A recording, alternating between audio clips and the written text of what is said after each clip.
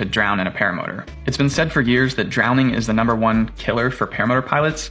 I don't know if that's necessarily true anymore, but drowning is definitely a hazardous situation if you're a paramotor pilot. I think if it weren't for his power floats in this situation, things could have gone a lot differently.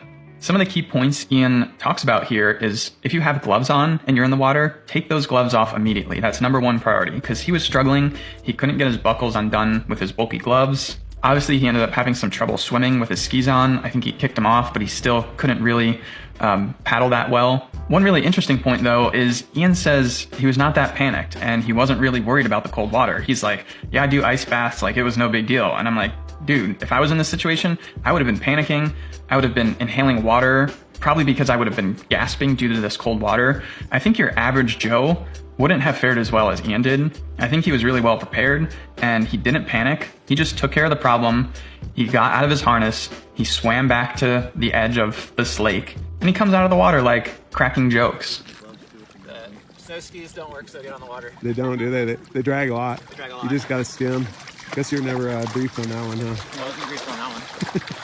Eventually he gets a kayak and pulls his paramotor out of the lake, starts it up, and I'm pretty sure it ran and was totally fine after that.